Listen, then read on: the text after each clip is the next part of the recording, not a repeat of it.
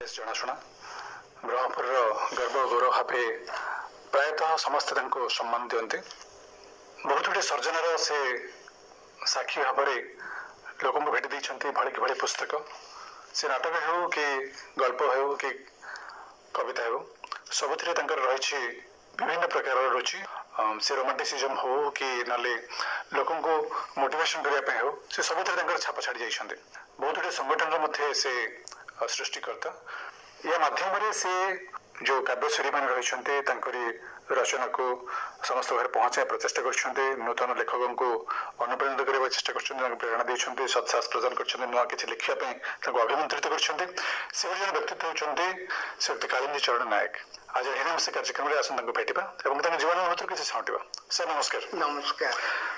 ओम त्र्यंबकम जजामहे सुगंधि पुष्टिवर्धनम उर्वारुकमिव बंधनान् मृत्युर्मुखीयमामृता।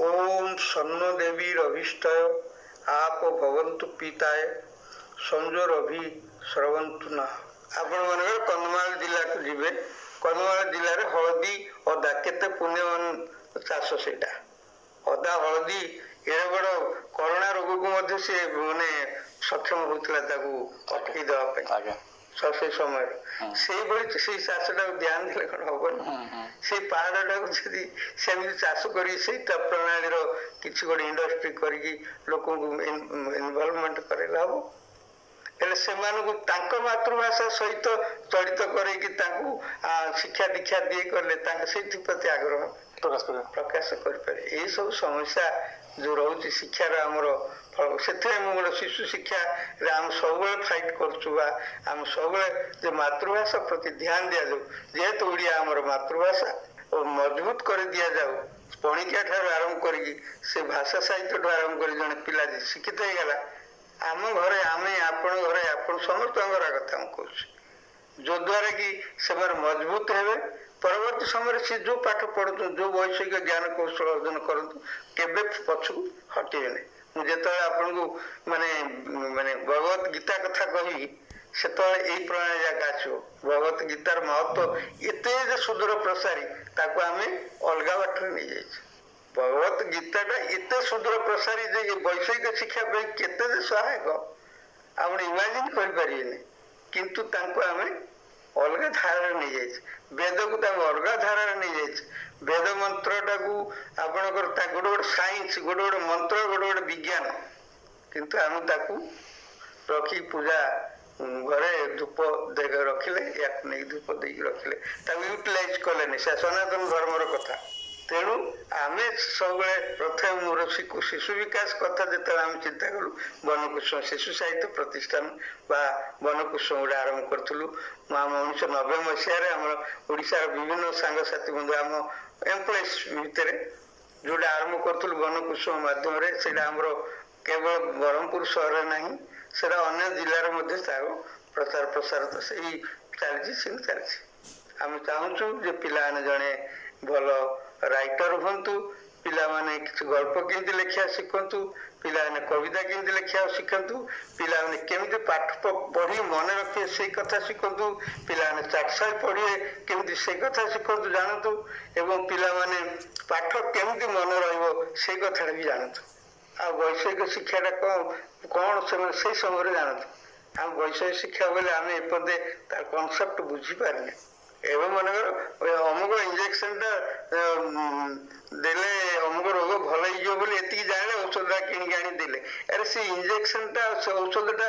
केमती या वैषयिक ज्ञान कौशल या से सब क्षेत्र प्रযোज्य जोड़ा गीता ज्ञान कहे आम भूली जाऊे तेणुक प्रथम मोर शिशु साहित्य माध्यम आम आरंभ करूँ वनकुसुम शिशु साहित्य आ भंज साहित्य माध्यम जो संस्कृतिटा लोक संस्कृति आरंभ करके आम पुराणा साहित्य मानकर कथा प्रसंग से आलोचना करता आप उपन्यास भी किसी लिखिं हाँ उपन्यास आरंभ से संपर्क कहते मोर जो लेखा 2टी उपन्यास मुझे लिखी आज्ञा मोर वास्तव कथा मोर जीवन स्टूडेंट समय गोटे कॉलेज पढ़िया समय गोटे उपन्यास आरंभ करी किसी वर्ष पर कंप्लीट कली कौन ना देथिले भिन्न महात्मा ପ୍ରକାଶ ହେଇଛି ପ୍ରକାଶ ହେଇନି ଅଛି ପ୍ରକାଶିତ ପ୍ଲଟଟା କଣ ରଖିଥିଲେ ଯେ ଭିନ୍ନ ମାନେ ଜୀବନ କାହାଣୀଟା ଅନ୍ୟର ଜୀବନ କାହାଣୀଟାକୁ ମୁଁ ସେଟା ପ୍ରତିଫଳିତ କରିଛି। ସେତେବେଳେ ମୁଁ ଉପନ୍ୟାସ ପ୍ରିୟ ଥିଲି, ପଢୁଥିଲି ଯୋଉ ସମୟରେ, ତାକୁ ଆଖି ଆଗରେ ରଖି ମୋର ଗୋଟେ ପୁଅ ଝିଅର ଯୋଉ ଜୀବନ୍ତ ଇତିହାସ, ଗୋଟେ ବିଧବା ଗୋଟେ ଝିଅକୁ ଗୋଟେ ପୁଅଟି ଭଲ ପାଇବା, ଗୋଟେ ତାକୁ ଭଲ ପାଇବା ଭିତରେ ମୁଁ ମୋର ଉପନ୍ୟାସ ଆଗେଇଛି। ପରବର୍ତ୍ତୀ ସମୟରେ ବେଶୀ ଗୁରୁତ୍ୱ ଦେଲିନି, ଗଳ୍ପ ପ୍ରତି ଦେଲି। ଗପ, ନାଟକ, ଉପନ୍ୟାସ, କବିତା, এই ଚାରୋଟି ଯାକ ବିଭାଗରେ ଆପଣଙ୍କର ଗୀତି କବିତା ଏ ସମସ୍ତ ବିଭାଗରେ ଆପଣଙ୍କର ରୁଚି ରହିଛି ଏବଂ ସବୁ କିଛିରେ ଆପଣ ସାମିଲ ହେଇଛନ୍ତି, ନିଜର ସର୍ଜନାକୁ ପରିବ୍ୟାପ୍ତ କରିଛନ୍ତି। କୋଉଟା ଭଲ ଲାଗେ କୋଉଥିରେ ଆପଣ ଆନନ୍ଦ ପାଆନ୍ତି? ମୁଁ ଗୀତି କବିତା, ଯେହେତୁ ମୁଁ ଗୀତି କବିତାରୁ ମୋ ଜୀବନ ଚର୍ଚ୍ଚା ଆରମ୍ଭ କରିଛି। ଅନେକ ଥର ଯାଇଛି ପୁରୀ ଜଗନ୍ନାଥ ମନ୍ଦିରକୁ, ଏବେ ସବୁ ବନ୍ଦ ହେଇଗଲାଣି। ସେତେବେଳେ ରତ୍ନ ସିଂହାସନ ପର୍ଯ୍ୟନ୍ତ ସମୟ ମିଳେ। ମୁଁ ମୋର ରତ୍ନ ସିଂହାସନ ପାଖକୁ ଯାଇକି ଗୋଟେ ଜଗନ୍ନାଥଙ୍କ ଉପରେ ଭଜନଟିଏ ଲେଖିବା କେତେ ସୌଭାଗ୍ୟ ମୁଁ ନିଜକୁ ମନେ କରେ। ଏବଂ ସେ ସୁଯୋଗ ମଧ୍ୟ ମିଳିଯାଏ। ଗହଳ ତଳ ହଉଥାଏ, ଲୋକ ଯାଉଥାନ୍ତି, କିନ୍ତୁ ମୁଁ ନିଜେ ଠିଆ ହେଇକି ଲେଖି ଦେଇପାରେ। ଏ ଯୋଉ ଆନନ୍ଦଟା ଥାଏ, ମୁଁ ଯେତେବେଳେ ଚାହେଁ ମୁଁ ଗାଡିରେ ଯାଉଥାଏ କି ନହେଲେ ଇଭେନ ବାଥରୁମକୁ ଯାଇଥିଲେ ମଧ୍ୟ ମୋର ମନେ ପଡିଲା ମାନେ ଆସିକି ମୁଁ ଲେଖିବା ପାଇଁ ବାଧ୍ୟ। ଯେହେତୁ ମୁଁ ଗୀତ କବିତା ମୋର ସ୍ମରଣରେ ଆସିବ, ସାଙ୍ଗେ ସାଙ୍ଗେ ଲୁପ୍ତ ହେଇଯିବ, ମୁଁ ଆଣି ଲେଖିଦେବାକୁ ପଡିବ ମତେ। ତେଣୁ ଗୀତ କବିତାଟା ମୋର ଜୀବନର ଚଳଣି ବୋଲି କହିଲେ ଚଳେ। ତେଣୁ ତାକୁ ଭଲ ପାଏ। ବର୍ତ୍ତମାନ ସମସାମୟିକ ସାହିତ୍ୟ ଯାହା ଲେଖା ଯାଉଛି, ବର୍ତ୍ତମାନ ଯେହେତୁ ଆପଣ ସବୁ କ୍ଷେତ୍ରରେ ପ୍ରବେଶ କରିଛନ୍ତି, ଆପଣ କେମିତି ମନକୁ ଛୁଉଁଛି? ବର୍ତ୍ତମାନ ସେମିତି ସେ ମନକୁ ଛୁଇଁଲା ଭଳିଆ, ହୃଦୟକୁ ଛୁଇଁଲା ଭଳିଆ ଲେଖା ଆସୁଛି ଯୋଉଟା କି ଯୋଉ ବାସ୍ତବତା ରହିଛି। ମୁଁ ଯେହେତୁ ବାସ୍ତବବାଦୀ ଲେଖକ, ଯୋଉ କବିତା ହଉ କି ଗୀତି କବିତା ହଉ, ଯୋଉଠିକି ଗୋଟେ ଜୀବନ୍ତ ଅନୁଭବ କରିହୁଏ, ସେଇଟା ମତେ ଭଲ ଲାଗେ। ସେମିତି କବିତା ମଧ୍ୟ ଲେଖୁଛନ୍ତି, ଅନେକ ଲେଖୁଛନ୍ତି, ଗୀତି କବିତା ମଧ୍ୟ ଲେଖୁଛନ୍ତି। ବର୍ତ୍ତମାନ ତ ବ୍ରହ୍ମପୁର ସହରରେ ବି ବହୁତ ଗୁଡେ ସାହିତ୍ୟ ଅନୁଷ୍ଠାନ ଗଢି ଉଠିଲାଣି।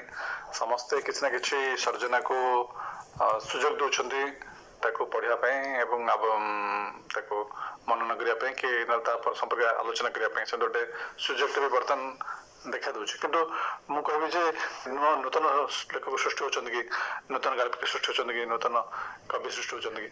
ଦୁର୍ଭାଗ୍ୟ, ବ୍ରହ୍ମପୁର ସହରରେ ଆମେ ଦେଖିଛୁ, ଆମେ ଟ୍ରାଏ ନେଉଛୁ। କିଛି ଲୋକ ସାହିତ୍ୟ ସାଧନା କରିବା ପାଇଁ ଆସନ୍ତି, କିଛି ଲୋକ କିଛି ସମୟ ପାସ୍ କରିବା ପାଇଁ କିଛି ଲେଖିକି ଦେବା ପାଇଁ ଆସନ୍ତି। କ୍ୱଚିତ ଯୁବପିଢି ମାନେ ଆସନ୍ତି କିଛି ଲେଖାରେ ସାମିଲ ହେବା ପାଇଁ, କିନ୍ତୁ ଅଧିକା ମାତ୍ରାରେ ଆସନ୍ତି ନାହିଁ। ତେଣୁ ଆମେ ଧ୍ୟାନ ଦଉଛୁ, ଯଦି ତଳ ସ୍ତରରେ, ଯଦି ହାଇସ୍କୁଲ ସ୍ତରରେ ପିଲାମାନଙ୍କୁ ଯଦି ଆମେ ଏଇ ଯୋଉ କବିତା ଲେଖିବା କର୍ମଶାଳା ମାନେ କରେଇକି, ଏବଂ ସେମାନଙ୍କୁ ଯଦି ଆପଣଙ୍କର ଏଇ ଆକାଶବାଣୀ ଭିତରେ ଯଦି ସୁଯୋଗ ଦିଅନ୍ତେ, ବୋଇଲେ ସେମାନେ କ୍ରିଏଟିଭିଟି ଚିନ୍ତାଧାରା ଆସିଲେ ଯାଇକି ସେମାନେ ଆଗାମୀ ଦିନରେ ଗୋଟେ ସାହିତ୍ୟିକ ହେଇପାରିବେ, ଲେଖିବା ପାଇଁ ଆଗ୍ରହ ହେଇପାରିବେ। ଯେହେତୁ ତାଙ୍କ ପାଇଁ ପ୍ଲାଟଫର୍ମ ନାହିଁ, ଆପଣ ଦେଖିବେ କୋଉଠି ହେଲେ ସେ ପ୍ଲାଟଫର୍ମ ନାହିଁ। ସବୁ କ୍ଷେତ୍ରରେ ଦେଖିବେ, ହଁ ନୃତ୍ୟ କଲା ସରିଲା, କିନ୍ତୁ ଲେଖାଟା ପାଇଁ ବା କହିବା ପାଇଁ, ଲେଖିବା ପାଇଁ ଆମେ ସେଟାକୁ ସୃଷ୍ଟି କରୁନେ। ଏ ଅଭାବଟା ରହୁଛି ବ୍ରହ୍ମପୁର ସହରରେ। ହଁ, ନୋ ଡାଉଟ୍, ଆପଣଙ୍କର ନୃତ୍ୟ ସଙ୍ଗୀତ ରହିଲେ ପିଲାର ଶ୍ରୀବୁଦ୍ଧି ହବ ବା ଶାରୀରିକ ପରିଶ୍ରମ ଭାବ ସହିତ ଗୋଟେ କଲଚରଟାକୁ ମେଣ୍ଟେନ କରିବ। ତା ସହିତ ଲେଖାଟା ସେଇ ସ୍ତରକୁ ଯାଉନି ବୋଲି ଯୁବପିଢି ମାନେ ଆଜିକାଲି ଲେଖା ପ୍ରତି ଆଉ ଧ୍ୟାନ ଦଉନାହାନ୍ତି। ଆଉ ତାପରେ ଦ୍ୱିତୀୟ କଥା ହେଲା ସର୍ଟ ସୁଇଟ୍। ଆଜିକାଲି ଅତି କମ ସମୟରେ ସେମାନେ ଜାଣିବା ପାଇଁ ଚାହାନ୍ତି। ତେଣୁ ଆମର କବିତା ବା ଗୀତ କବିତା ସେମିତି ସର୍ଟ ସୁଇଟ୍ ଭିତରେ ସଂକ୍ଷିପ୍ତ ହିଁ ରହିବା ଦରକାର। ଲିଙ୍ଗରିଂ କବିତା ଗଳ୍ପକୁ କେହି ପସନ୍ଦ କରୁନାହାନ୍ତି। ଆପଣ ଜୀବନରେ କିଛି ଅବଶୋଷ ଅଛି? ଜୀବନରେ ମୋର ଆଉ କିଛି ଅବଶୋଷ କାହିଁ ଫିଲ୍ କରୁନି। ଯେହେତୁ ବେଦଟାକୁ ପ୍ରଚାର ପ୍ରସାର କରାଇବା ଏବଂ ସେମିତି ଗୁଣୀ ଲୋକଙ୍କୁ ସେ ଭିତରେ ସାମିଲ କରାଇବାଟା ହଉଛି ମୋର ଶେଷ ଚିନ୍ତା। ଯୋଉ ବାସ୍ତବ କଥାଟା ଅନ୍ତତଃ ନିଜେ ରିଅଲାଇଜ କରନ୍ତୁ ଏବଂ ଅନ୍ୟମାନଙ୍କର ପ୍ରକାଶ କରନ୍ତୁ। କାହିଁକି ନା ଏବେ ମନେକର ଆମେ ସବୁ କ୍ଷେତ୍ରରେ ସେଇ ପୁରାଣା କଥାଟାକୁ ଆମେ ଆବୃତ୍ତି କରି ଚାଲିଛୁ, କିନ୍ତୁ ଏଇ ଯୁଗର ସମୟ ଉପଯୋଗୀ କଥାଟାକୁ ଆମେ ନେଇପାରୁନେ। କିନ୍ତୁ ଯଦି ये जो वैदिक तत्व को जदि नि जाए बोले बहुत कथा जीवंत भित्तिक नहीं हम तेणुकर ये अवशेषटा मोर रही जे ये दुईटी जिनस परिप्रकाश जो विज्ञान भित्तिक कथा अंततः समस्त हृदयंगम करतु वेदर प्रत्येक श्लोक गोटे गोटे तात्विक भाव थी रही तुलसा विज्ञान सम्मत कथा बारंबार आवृत्ति कले निर्यासटा मिल जो कथा कहले जो अफसोस किसी ना किंतु चाहते जे जदि आप जो वेद तत्व को गीता तत्व को लोक पाखे विस्तृत भाव पहुंचे पारे सेटा आप अभिलाष रही जब आम पचारे आगामी अभिलाष कौन होगा रही आप एत गुड़े जिनस को आहरण कलापर एत अनुभूति की साउंटला निश्चित रूपे बहुत गुड़े अनुष्ठान सहित आप संपृक्ति रही आप निजे भी बहुत गुड़े अनुष्ठान करमती आप सामाजिक संगठन स्वदेशी से अनुष्ठान प्रतिष्ठाता आप गोटे सचेतन कर अनुष्ठान एवं शारद गोटे अनुष्ठान कर सब जाक अनुष्ठान गढ़ला आप जो उद्देश्य नहीं आरंभ करते जो लक्ष्य नहीं आप भाई ये अनुष्ठान माध्यम लोकों पाखे पहुंचे लोक सदुपदेश प्रदान करवा और लोकों को जागृत करवा से सफल होती अनेक सफल स्वदेशता पूरा ऑल इंडिया बेसिस से कार्यक्रम चलती सब क्षेत्र में शारदा भी सब क्षेत्र चलती सचेतनता टी डाउन पड़ जाइए सचेतन माध्यम आम ये जो कृषि भित्तिक कार्यक्रम को प्रसार प्रसार करने ध्यान करतमान ग्रामांचल जो कृषि संबंधी लोक जो दादन खटिया को जाऊँ रोकिया प्रणाली कई चिंता करूना कौन कले से हम ध्यान देचु। अच्छा ये सामाजिक संगठन सहित संपर्क है राजनीति सहित भी आप से विचारधारा सहित आप सामंजस्य किसी रही निश्चित जेहेतु मु मोर से राजनैतिक अनुष्ठान सहित जड़ित थी मन आम तो सार्वजनिक कौन दलगत विशेष मो पाखु परामर्श नहीं अनेक राजनेता माने अच्छा बड़ बड़ स्थिति भी मत खुशी लगुच इनिशियल स्टेज रे आम गाइड कर पंचायत राज क्षेत्र रही जिला पंचायत अधिकारी हिसाब रही पंचायत मानकर डेवलपमेंट किंती हम अनेक आईएएस अफसर मानक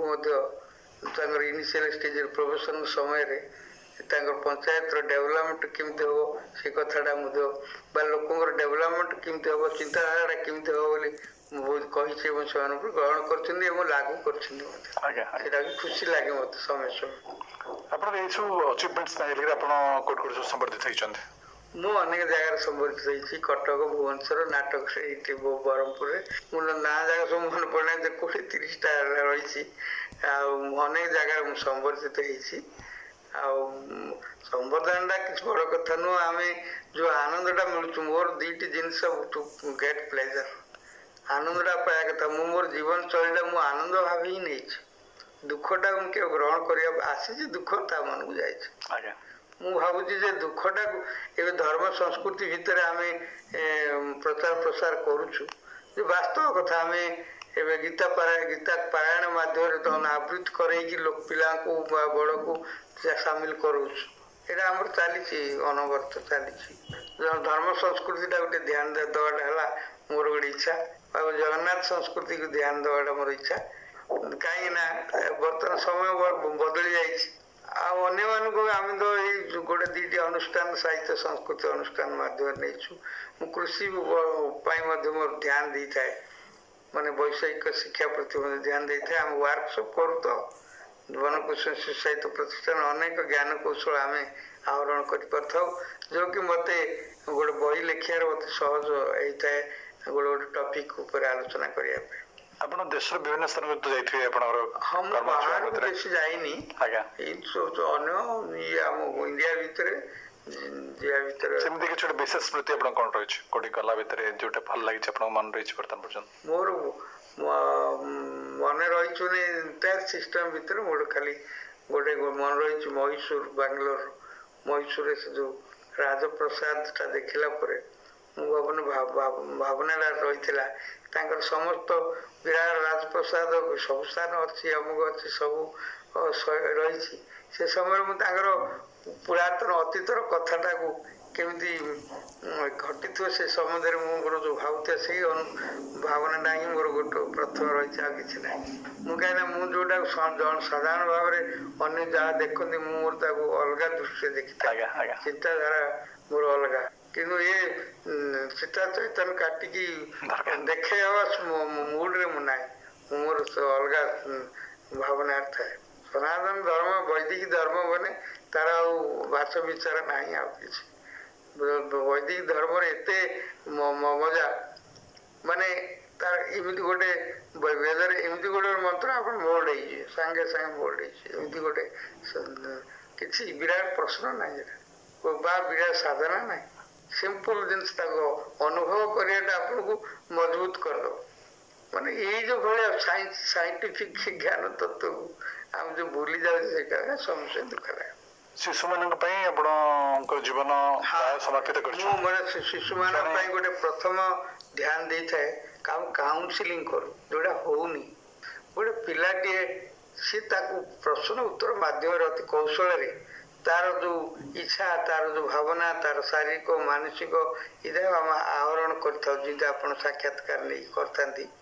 ଆମେ ସେଇଭଳି ତାର ନେଲା ପରେ ତାର ଯୋଉ ଇଚ୍ଛା, ତାର ଯୋଉ ଜ୍ଞାନ କୌଶଳ, ତାର ଚିନ୍ତାଧାରା ଆସିଗଲା ପରେ ଆମେ ତାକୁ ଅଭିଭାବକ ମାନଙ୍କୁ ଜଣେଇ ଦେଇଥାଉ ବା ପ୍ରକାଶ କରିଥାଉ।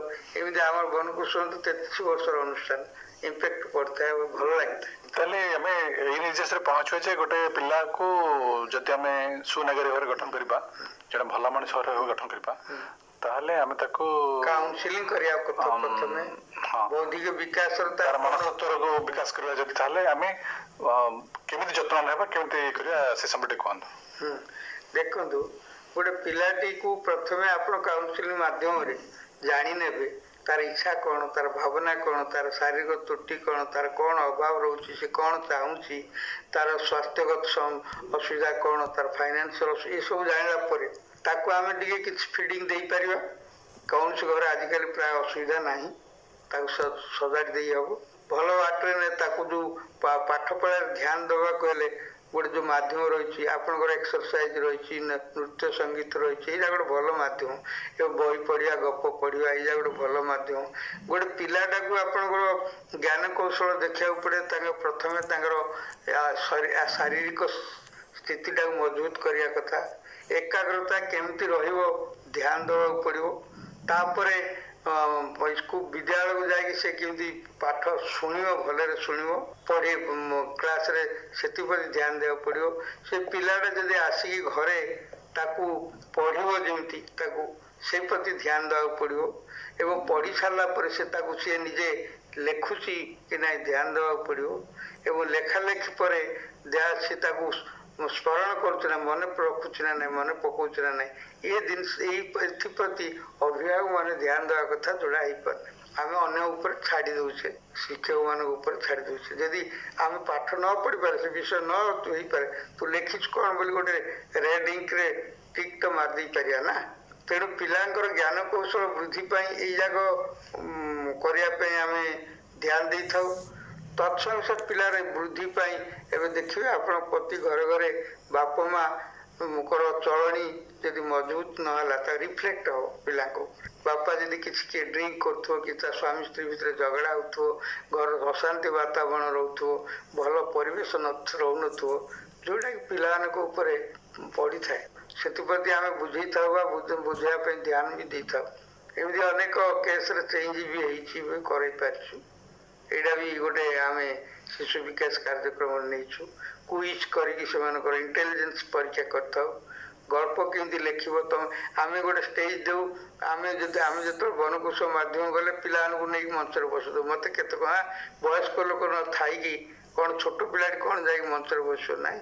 ଆମେ ମଞ୍ଚରେ ବସେଇ ଦେଲେ ତାର ଯୋଉ ମାନସିକ ସ୍ଥିତି, ତାର ଯୋଉ ସାହସ, ଆଉ କହିବାର ଦିପଦ ଖାଲି ସମ୍ବୋଧନ କରୁ, ପରବର୍ତ୍ତୀ ସଙ୍ଗେ ଆଉ ପଦ କହିବ, ତା ପରବର୍ତ୍ତୀ ଆଉ ତ କହିବ, ଏବଂ ଜଣେ ସେମିତି କରିକି ଅନେକ ପିଲାମାନଙ୍କୁ ଆମେ ଭଲ ବାଗ୍ମୀ କରିପାରିଛୁ, କଥା କହିବାର ଶକ୍ତି ସୃଷ୍ଟି କରିପାରୁଛୁ। ପାଠ କେମିତି ମନେ ରହିବ, ଏଇଟା ଗୋଟେ ଇମ୍ପୋର୍ଟାଣ୍ଟ ପ୍ରସଙ୍ଗ। ଆଜିକାଲି ପିଲାଟି କେମିତି ପାଠ ମନେ ରଖିପାରିବ।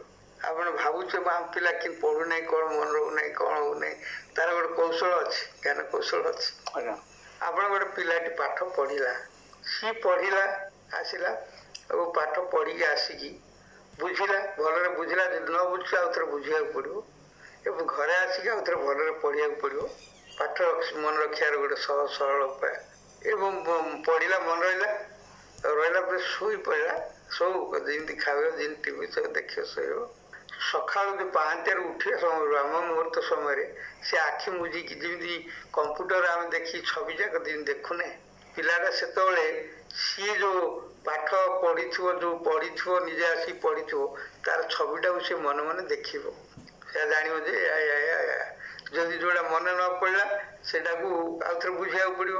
ଆଉ ଯଦି ମନେ ପଡିଗଲା ଓକେ, ତାର ସପ୍ତାହ ପରେ ଏଗେଇନ ଆଉଥରେ ସେ ଫର୍ମୁଲାଟା ୟୁଟିଲାଇଜ କରିଦବ ଯେ ସେ ପାଠଟା କେମିତି ପଢୁଛି, କଣ ଅଛି, କଣ ସାର୍ ମାନେ ଲେଖିଥିବେ ବ୍ଲାକ୍ ବୋର୍ଡରେ, ସେ ଦେଖେଇଥିବେ, ଟିଭିରେ ପଢିଥିବ, ସବୁ ଯଦି ମନେ ପଡିଗଲା ଓକେ, ସେତିକି ସପ୍ତାହଟି ପରେ ଦେଖିଦେଲା ମାନେ ଓକେ, ତାର ଛବି ହେଇକି ରହିଗଲା। ମନେ ରଖିବାର ଗୋଟେ ଇମ୍ପୋର୍ଟାଣ୍ଟ ମୁଖ୍ୟ କୌଶଳ। ଏଇ ପିଲାଟା ଯଦି ଏଇ ସିଷ୍ଟମଟା ସେ ଧରି ନେଲା, ଆଉ ଆପଣ ତାକୁ ପଛରେ ଧରିବାକୁ ପଡିବନି। ଯେ ପିଲା କେମିତି ପାଠ ପଢିବ, କେମିତି ମନେ ରଖିବ, ମନେ ରଖିବାର କୌଶଳଟା ହେଲା ଏହା। ଆଜ୍ଞା, ଆଜି ଦେଖାଯାଉଛି ପ୍ରତ୍ୟେକ ଘରେ ବର୍ତ୍ତମାନ ଅଶାନ୍ତିର ବାତାବରଣ ଏବଂ ଦେଶରେ କି ସମାଜରେ ମଧ୍ୟ କଳୁଷିତ ବାତାବରଣ ଏବଂ ପ୍ରକୃତିକୁ ମଧ୍ୟ ବିନାଶ କରି ଚାଲିଛନ୍ତି। এই ସବୁଗୁଡାକ କେମିତି ଆମେ ରୋକିପାରିବା, କଣ କଲେ?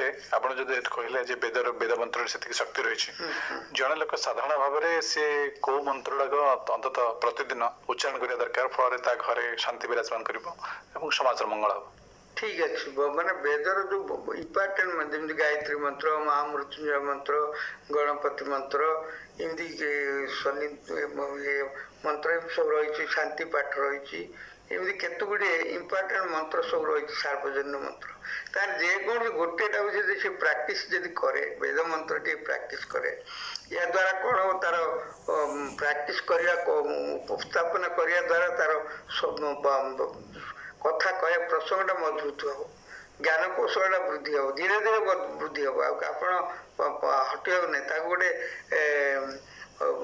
ଶବ୍ଦ ସମ୍ଭାରଟା, ଶବ୍ଦ ଉଚ୍ଚାରଣ ଶବ୍ଦଟା ଗୋଟେ ମଜବୁତ ହବ, ସାଇଣ୍ଟିଫିକାଲି ତାର ଜ୍ଞାନ କୌଶଳଟା ବଢିବ ଏବଂ ଆଗ୍ରହ ହବ, ଏକାଗ୍ରତାଟା ଧୀରେ ଧୀରେ ବୃଦ୍ଧି ହବ। ଗୋଟିଏ ମନ୍ତ୍ର, ଆମର ଏଇ ଯୋଉ ହଜାର ହଜାର ଅଛି ସେତିକି ଯାଏ ସେ ନାହିଁ, ଯେକୌଣସି ଗୋଟିଏ ମନ୍ତ୍ର ସହିତ ସିଏ କହିବି ଆପଣ ଯେ ଗୋଟେ ଦିଟା ମନ୍ତ୍ର କୁହନ୍ତୁ, ଫଳରେ ଯୋଉ ଶ୍ରୋତା ମାନେ ଶୁଣିକି ସେମାନେ ତାକୁ ରିସାଇଟ କରିପାରିବେ। ହଁ, ଦେଖନ୍ତୁ, ମୁଁ ଗୋଟିଏ ଗାୟତ୍ରୀ ମନ୍ତ୍ର କହୁଛି, ତାର ଗଦ୍ୟ ମନ୍ତ୍ରଟା କହୁଛି।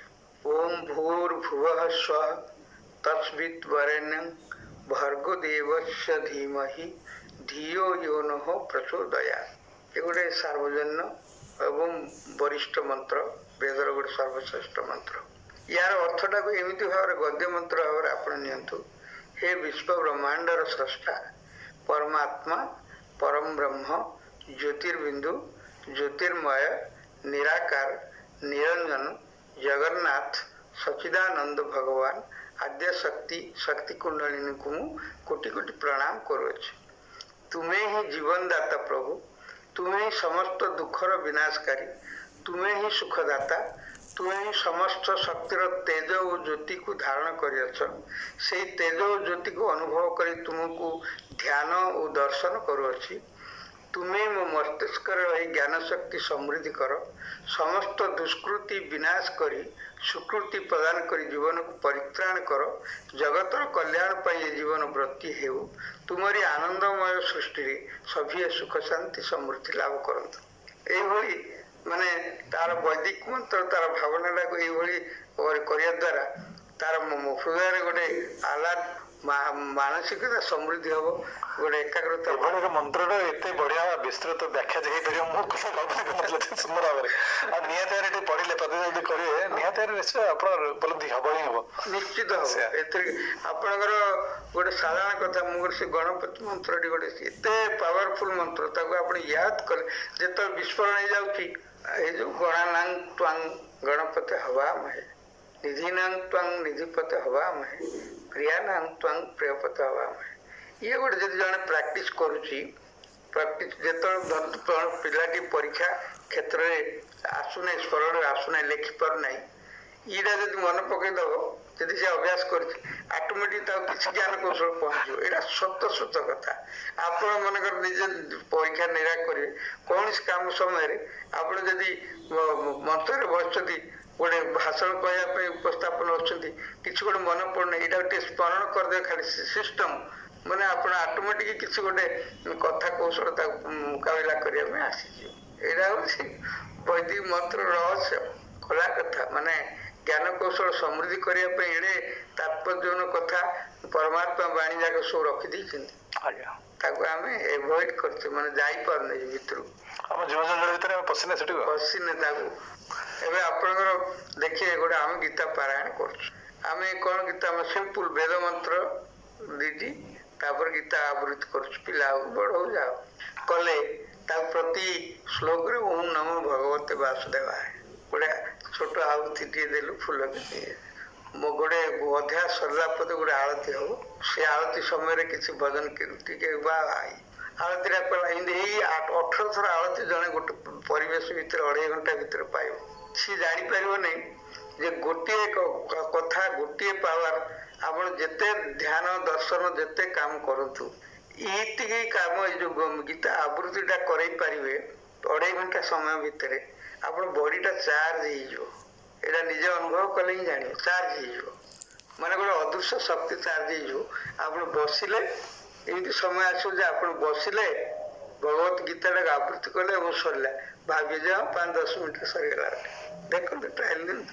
ଗୋଟିଏ ମାତ୍ରା, ଗୋଟିଏ କାର୍ଯ୍ୟକ୍ରମ ଯୋଉଠି ବଡିରେ ଗୋଟେ ଐଶ୍ୱରିକ ଶକ୍ତି ଚାର୍ଜ ହେଇଯାଏ, ଆପଣ କୌଣସି ଆବୃତ୍ତି କରିବାର କୌଣସି ପ୍ରତିବନ୍ଧକ ରହିବନି। ଏକାଗ୍ରତା ହରେଇଲେ ଆପଣ କରିପାରିବେନି, ଆପଣ ମାନସିକ ଏକାଗ୍ରତା ଟିକେ ଏପଟ ସେପଟ ହେଲେ ପଢିପାରିବେନି, ଏକାଗ୍ରତା ରହିବ, ତାକୁ ଅନ୍ୟ କୌଣସି ଭାବନା ଆପଣ ମୁଣ୍ଡକୁ ପୁରିବନି, ଏବଂ ଆପଣ ବଡିଟା ଚାର୍ଜ ହେଇଯିବ, ଆରମ୍ଭ ଏବଂ ଶେଷ, ବସିବେ ଏବଂ ଉଠିବେ। এইভাবে রহস্যপূর্ণ কথা সম্পূর্ণ অধ্যায় 18 অধ্যায় সরিଯିବ 2.5 ঘଣ୍ଟା ଭିତରେ। ସଂସ୍କୃତ ଶ୍ଲୋକଟା ଉଚ୍ଚାରଣ କରିବାର କିଛି ନାହିଁ, ଆପଣ ଏଇଟା ଗୋଟେ ଭାବନା ଅନ୍ୟମାନଙ୍କର ଅଛି, ମତେ ଗୋଟେ କହିଲେ ବୋଲେ ସେ ଗୋଟେ ଯେମିତି ଅମୁକ ଛନ୍ଦରେ ଗାଇବାକୁ ପଡିବ, ମୋ ଶୁଦ୍ଧ ଉଚ୍ଚାରଣ ନ କଲେ ଏଇଟା ଗୋଟେ କ୍ଷତି ହେଇଯିବ, ଅମୁକ ହେଇଯିବ। ମୁଁ ନା କହିଲି, ଗୋଟେ ଘରେ ଗୋଟେ ଛୁଆଟିଏ ଜନ୍ମ ହୁଏ, ପିଲାଟି ଜନ୍ମ ହୁଏ, ଛୋଟ 6 ମାସ କି 8 ମାସ କି ବର୍ଷେ ହେଲେ ତାର କଥା ଯାକ ଗୁଲଗୁଲିଆ ଖଣ୍ଡ ଘିରିଆ କହିବ, କିଛି ନ କହିପାରିବନି, କିନ୍ତୁ ସେ ଯାହା କହିଲେ ତା ବାପା ମା ତାକୁ ବୁଝି ଯାଆନ୍ତି। ଇଏ କାନ୍ଦିଲା କି ଭୋକ କଲା କି ନହେଲେ ଅମୁକ କଲା କି ଶରୀରଟା କହୁଛି କି ପେଟ ବଥଉଛି, ଗୋଡ, ସେମାନେ ଜାଣି ଯାଆନ୍ତି। ସେମିତି ଗୀତରେ ଆପଣ ଆବୃତ୍ତି କରୁଛନ୍ତି, ବେଦରେ ଆବୃତ୍ତି କରୁଛନ୍ତି, କୌଣସି ଭୁଲ ମଟକା ହେଇଗଲା କି ଯାଏ ସେ ନାହିଁ, ଯାହା ପାଇଁ ସମର୍ପଣ କରୁଛନ୍ତି ସେ ସବୁ ବୁଝିଲେ। ଏଇ କନସେପ୍ଟ ଯଦି ନେବେ ବୋଇଲେ ଆପଣ ସବୁ କରିପାରିବେ। ଅନ୍ୟମାନେ ଏଇଟାକୁ ଡରେଇ ଦିଅନ୍ତି, ଏଇଟା ଏମିତି ହେଇଗଲେ, ଚଣ୍ଡୀ ପାଠ କରିଦେଲେ ଏମିତି ହେଇଯିବ, ସେ ଅମୁକ ହେଇଯିବ, ସମସ୍ତଙ୍କୁ କିଛି ନାହିଁ। ବହୁତ ସୁନ୍ଦର ଭାବରେ ଆମେ ଆଜି ଆପଣଙ୍କର ଜୀବନ ଚଳଣି ସହିତ, ଜୀବନ ଚର୍ଚ୍ଚା ସହିତ ଆପଣ ଜୀବନ ଉପଲବ୍ଧି ଗୁଡ଼ିକୁ ବାଣ୍ଟିଲେ ଆମର ସହିତ, ଏବଂ ଏହା ଦ୍ୱାରା ନିଶ୍ଚିତ ରୂପେ ଲୋକେ ଶୁଣିଲା ପରେ ନିଶ୍ଚିତ ରୂପେ ନିଜ କର୍ମଜୀବନରୁ କିଛି ସମୟ ବାହାର କରିକି ସେମାନେ ବେଦ ଅଧ୍ୟୟନ କରିବା ପାଇଁ କିମ୍ବା ଗୀତା ସାର ତତ୍ତ୍ୱକୁ ଆତ୍ମିକ ଭାବରେ ଗ୍ରହଣ କରିବା ପାଇଁ ପ୍ରଚେଷ୍ଟା କରିବେ, ଏହି ବିଶ୍ୱାସ ମୋର ରହିଛି। ତେବେ ଯିବା ପୂର୍ବରୁ ମୁଁ ଅନୁରୋଧ କରିବି ଯେ ନବପିଢ଼ିଙ୍କ ପାଇଁ, ଯେଉଁମାନେ ଜୀବନକୁ ବର୍ତ୍ତମାନ ଆରମ୍ଭ କରୁଛନ୍ତି, ଜଣେ ଜଣେ ଭଲ ମଣିଷ କେମିତି ହେବେ, ଜଣେ ଜଣେ ସୁନାଗରିକ କେମିତି ହେବେ, ତାଙ୍କ ପାଇଁ ଆପଣ କ'ଣ ବାର୍ତ୍ତା ରହିବ? ଭଲ କଥା ଯେ ଆମର ନବ ପିଲାମାନଙ୍କ ପାଇଁ, ବିଶେଷ କିଶୋର ମାନଙ୍କ ପାଇଁ ମୋର ଗୋଟେ ବାର୍ତ୍ତା ରହିବ ଯେ ସେମାନେ ପ୍ରଥମେ ଏ ଯୋଉ ଫାଷ୍ଟ ଫୁଡ ଖାଆନ୍ତୁ ନାହିଁ, ପ୍ରଥମେ ନିଜ ଘରୋଇ ଜିନିଷ ଖାଇବାରେ ଗୋଟେ ସିଷ୍ଟମ ରଖନ୍ତୁ, ଯେ ଖାଇବା ଆଉ ଖେଳିବା ଏଇଟା ଯଦି ଠିକ ସେ ରହିଲା, ସେମାନେ ନିଜକୁ ସୁସ୍ଥ ସବଳ ଗଠନ କରିପାରିବେ। ଆଜିକାଲି ଯୋଉ ଏକାଗ୍ରତା ରହିବା ପାଇଁ କେବଳ ଗୋଟିଏ ବୈଦିକ ମନ୍ତ୍ର ୟାଦ କରନ୍ତୁ, ଦେଖିବେ ତାଙ୍କର ମାନସିକ ସ୍ଥିତି ସୁଦୃଢ ରହିବ। ଏବଂ ପାଠ ପଢାରେ ଯଦି ଅଛନ୍ତି ସେମାନେ ନିଶ୍ଚିତ ଭାବେ ବିଦ୍ୟାଳୟକୁ ଯାଆନ୍ତୁ, ପାଠ ଶୁଣନ୍ତୁ, ଘରେ ଆସିକି ଲେଖନ୍ତୁ, ପ୍ରତିଦିନ କିଛି ଲେଖିବାର ଅଭ୍ୟାସ କରନ୍ତୁ। ଦେଖନ୍ତୁ ଗୋଟେ ଅକ୍ଷର ସୁନ୍ଦର ରହିବ, ସ୍ପିଡି ହାତ ସରଳ ରହିବ, ସ୍ପେଲିଂ ମିଷ୍ଟେକ୍ ରହିବ ନାହିଁ, ଏବଂ ପାଠ ମନେ ରହିବ। ଖେଳିବା, ଗାଇବା, ନାଚିବା ଇତ୍ୟାଦି ଯୋଉ ସମୟରେ ଯୋଉ କାମ କରିବା କଥା କରନ୍ତୁ, ଦେଖିବେ ଗୋଟେ ଭଲ ମଣିଷଟିଏ ହେଇପାରିବେ ଏବଂ ଜୀବନକୁ ଗଠନ କରିପାରିବେ। ଓମ୍ ଦୌ ଶାନ୍ତି अंतरिक्ष शांति, पृथ्वी शांति, आप शांति, वनस्पति शांति, विश्वदेवा शांति, ब्रह्म शांति, शांतिरवि शांति, ओम श्यामा शांति रेधि, ओम शांति शांति शांति। तार अक्षरिक अर्थटा ये भाव अनुभव करतु। शांत हेउ पृथ्वी आकाश अंतरिक्ष, जल वन पवन अनल चौदिग, शांत हेउ पशुपक्षी सर्वजीवगण, ब्रह्म शांति हेउ मिलू मंगल आह्वान, शांत हेउ देवदेवी ए विश्व ब्रह्मांड, कल्याण हेउ सर्वदा व्रत मान। बहुत बहुत धन्यवाद, नमस्कार।